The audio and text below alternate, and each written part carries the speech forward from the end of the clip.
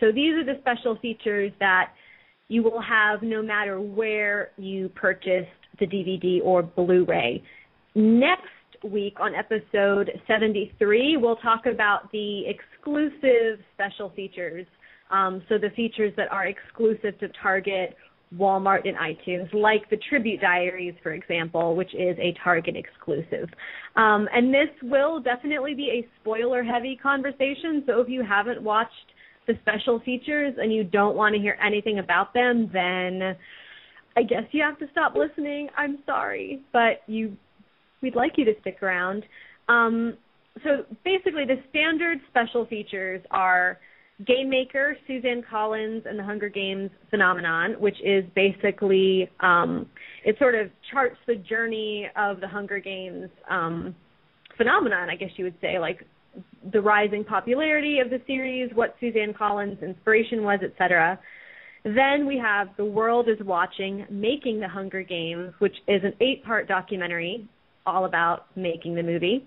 Letters from the Rose Garden, that is pretty much Donald Sutherland reading this 3-page letter that he wrote to Gary Ross all about the character of Snow. Controlling the Games, we get to see how they constructed the game center and why they decided to include it in the movie since it's not in the book. A conversation with Gary Ross and Elvis Mitchell, which is just a conversation between Gary Ross and Elvis Mitchell, who is a film critic. There is the propaganda film.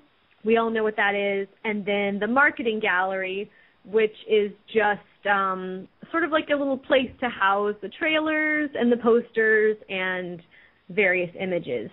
So what we're going to do is just kind of go around and talk about what our favorite special features were, and if there's any that don't get mentioned, we'll talk about them before we end the show. So let's start with Courtney. What were your favorite special features? My favorite special features, let's see, anything that had Jennifer doing something hilarious, obviously. The first thing that you see her when she does a take, it's like one of the first things you see, and they're like, oh, Jennifer, and they're talking to her, and the way she stares at him, like, intently, like, I laughed so hard when I saw that. I don't even know if she was, like, meaning to be funny. But more specifically, the music, the sound, I wish they had a little bit more of the sound design, like the Foley aspect, but I really enjoyed the whole section on the score and, seeing the choir record The Horn of Plenty. And I really enjoyed the visual effects because I'm a nerd. But those were my favorite. I was just going to say, I think we should also add, there's one other really great feature to this DVD set, and it's the actual movie, The Hunger Games, which also comes along with it, which I think is worth watching for all of you. Go on. Sorry for interrupting. Do you feel pretty satisfied with all of these special features? Is there anything that you wish had been included or hadn't been included? I feel like I can't complain because there's 3 hours worth of footage. But, I have the Lord of the Rings extended editions, and, especially there's no such thing as too much special features, and I was still, craving for more. There's something Blu-ray specific that kind of does this 3-part where you see, in one corner is an actual... you see what's actually happening on the screen. On the right side is the storyboard animatic for it, and on the bottom is the script scrolling through. And I would have loved, it was, for one scene, and I wish they had more of that. And like I said before, I wish they had focused more on, the story, the Foley aspect, all the sound design. Yeah. I felt like that was the only thing that was really missing, obviously, aside from the deleted scenes, which I know that they're hoarding for another box set that they're going to make us all buy. But I just feel like I can't complain because there's already tons of stuff already on it. Tiffany, what about you? What was your favorite feature or your favorite features? Well, Courtney kind of stole mine with the whole. There was the Blu-ray exclusive, which is about Gary's process. It kind of gave me such an insight of what his pre-production involves, and kind of why it kind of explained to me in a way why he isn't doing Catching Fire. Just because it's such an involved process. He does literally, he writes out shot for shot what he's going to do. And to see that alongside a scene, alongside a storyboard, it was just amazing to me. And it even left in his typos. Like, it's literally like what he wrote out, shot for shot. That was my favorite. I also really loved the credits for the main documentary. If anyone has watched that, Jennifer is really funny, and I keep quoting that for some reason. Like, I missed it. Like, I just keep quoting it since I've seen it. Yeah, that was hysterical, to say the least. Is there anything that you wish had been included, like deleted scenes or commentary? Well, I mean, who doesn't want deleted scenes? Right. I agree with Courtney. There is no such thing as too many special features.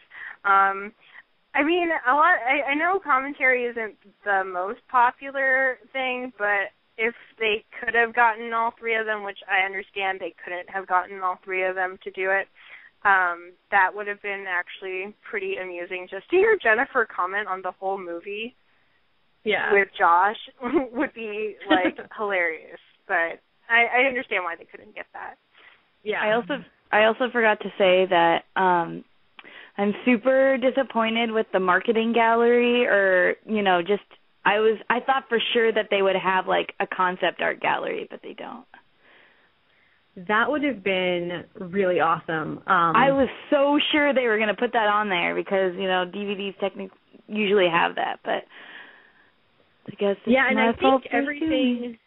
I think everything in the marketing gallery was stuff that we had seen before, with the exception of maybe a couple of behind-the-scenes photos, but it wasn't anything new at all. I really want all of the concept art. Aldrin, what were your favorite special features on the DVD?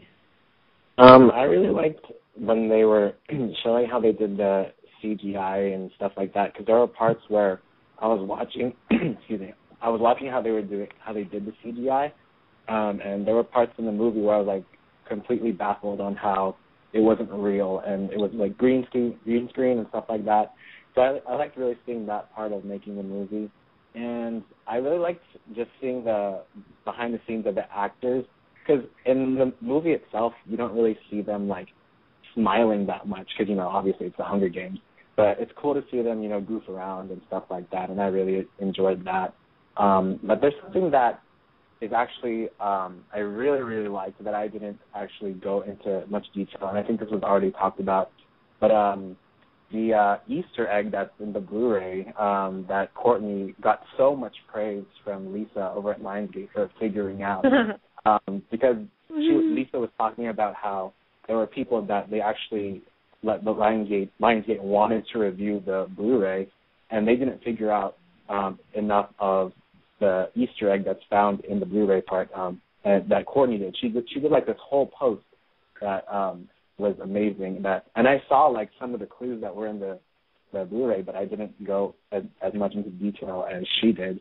So that's just amazing because she put a lot of work into it. And she might get rewarded by Lionsgate from what it sounds like. So that's something that I thought. I always love Easter eggs because I found them a lot in DVD menus and stuff. So that one was cool.